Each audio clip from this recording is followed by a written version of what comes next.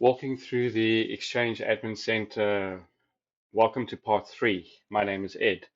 In the previous videos, we looked at recipients and permissions, so part one and part two. Today, we're going to be looking at compliance management. I was busy playing with the EAC now, so let me go back to the front here. So the first part that we have here is we have in place e-discovery and hold. Now, you may want to set this up for your users in your environment where they cannot delete email or you want to see what's going on or mail is going to be forwarded. Now, just be aware that you need to, if you're going to do this for all users, make them aware that email will either be forwarded. And if somebody's under investigation, obviously you'll create a hold here and you won't tell them. I've come across scenarios where we've had to create this to see for a user that was stealing money from a company, what is going on, etc. And like I say, is if you want to do this above board, then just make sure that you are notifying your end users.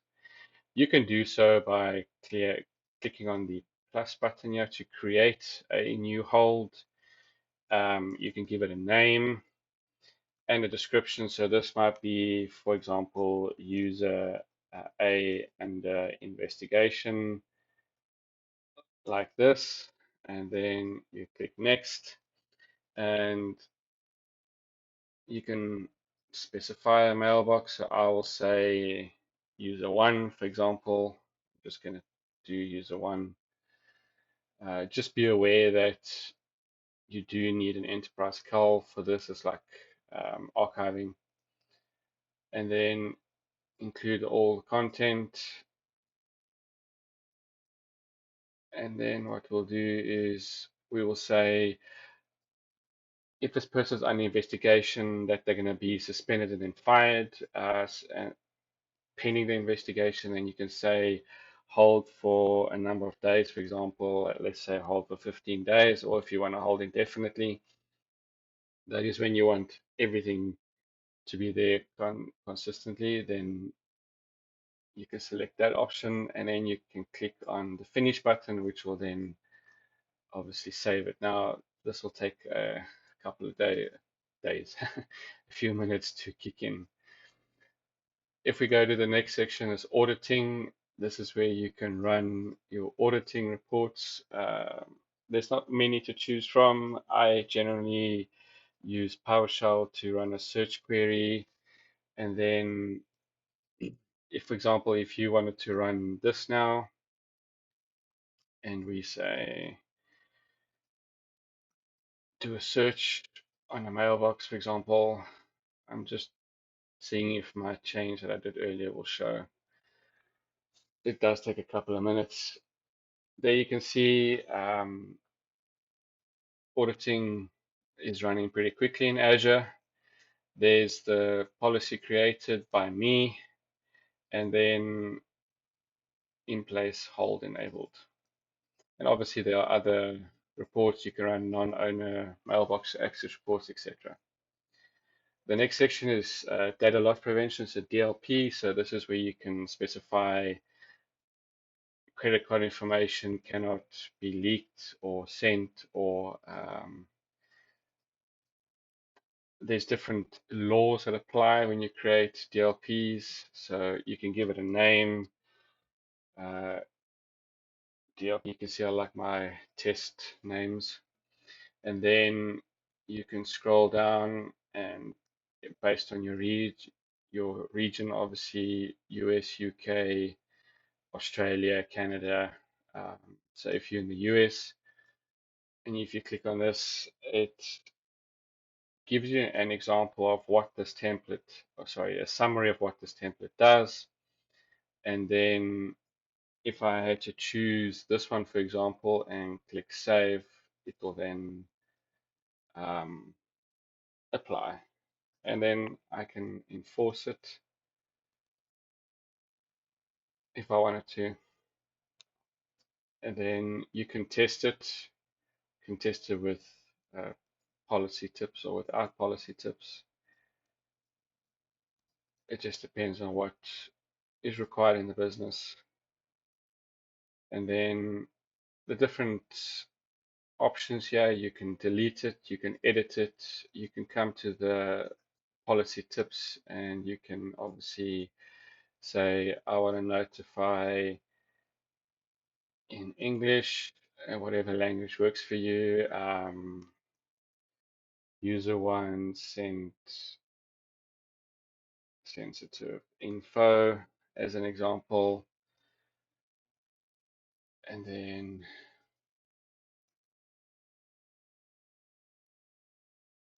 close that. The next section you can work on here is retention policies.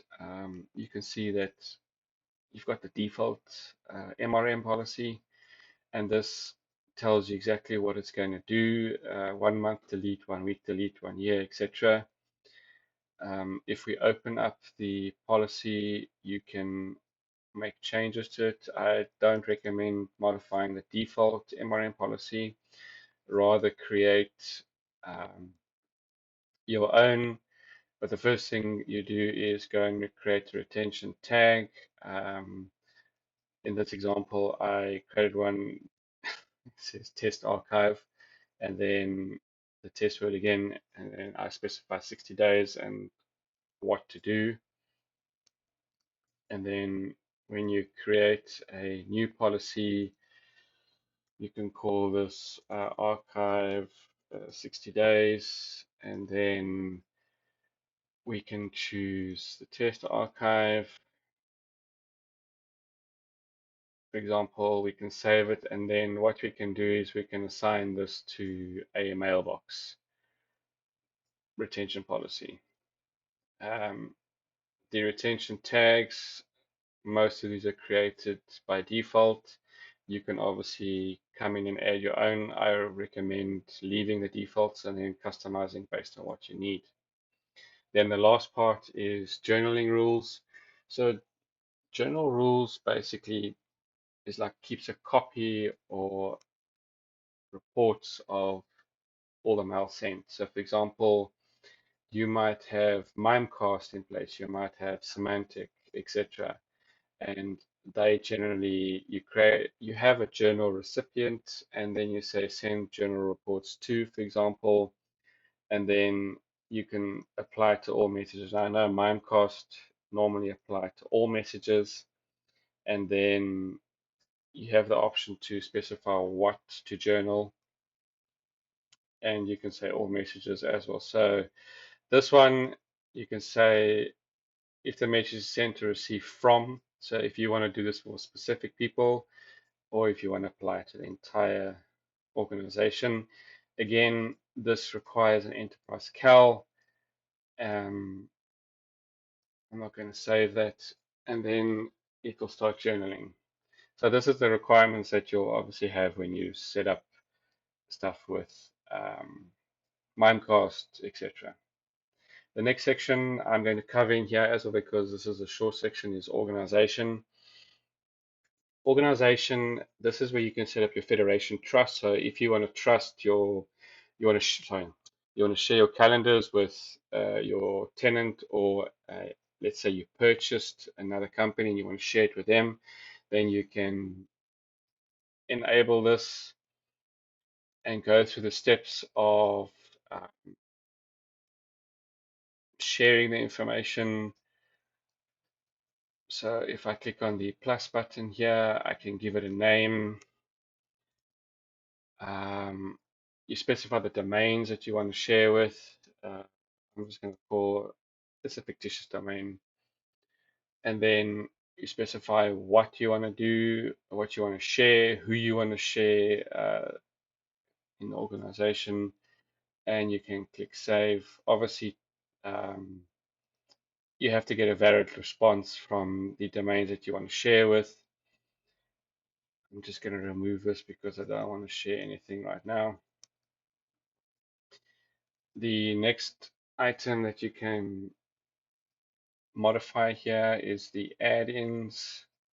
Now, a lot of the add-ins are blocked um, in Outlook because of malicious content. Some add-ins have full access to mailboxes. They can read, write, and all that. So when you are adding add-ins, just make sure that uh, it's a reputable company. You're not just adding an add-in from the internet that somebody said, oh, try this, it works well with Outlook. But stuff like Salesforce and, you know, that if you work with that, that is fine because it obviously needs certain level of access. But any other emoji that I've seen, emoji add-ins, they do a lot to the mailbox. They have a lot of access. And if I snip the traffic, which I've done, you can see that it's sending information off-site. So just be aware of that. And then address lists. This is the default set of address lists. You'll see that the first thing that stands out is up to date and say no. You have the ability to update it here, and it will then obviously change to yes. And then you can come in and you can customize your address list. Basically, if you want to have address lists with different um, email addresses or SMTP addresses, etc., and you can customize the rule or add rules. Maybe you've got different companies within the same company that's been merged, but you want to keep address lists separate. So you've got tlab.com, tlab.org, tlab.co.za, etc., and you want to split them, then you can do that. And this basically, you just give it a name, specify your address path, and then you select what you want, basically, and then you click the save button. So that's what I'm going to cover for today in part 3. We've got compliance management, just to recap, in-place archiving, in-place discovery and hold, where you can prevent users from, obviously you've got to assign it to users. Then you get auditing. You can see what people have done. So if admins are doing things, we went through the report to show that I created the hold. If we go into DLP, data loss prevention, you can create a DLP from a template, or you can create your own. Then we had retention policies and retention tags. They work together. And once you've created your tag, you can create your policy, recommending not to delete or modify the default one. The same with the retention tags. And then the general rules is how you want to handle journaling in your organization, if you use Mimecast, etc. So just to go over the retention policy quickly, we can go to recipients. I'm going to go to user 10, for example. Let me just make this bigger. So you'll see from a previous video, I enabled this option to reset the password from OA. So here I can choose a retention policy now. For example, I want the archiving for 60 days, and I'm not going to change anything under here because there isn't anything to change, but this is where you would set your retention policy. And then I click the save button, and now user 10 will obviously have that retention policy set. So that's it for part 3. In part 4, we'll go over protection briefly and then mail flow. Thank you very much for watching.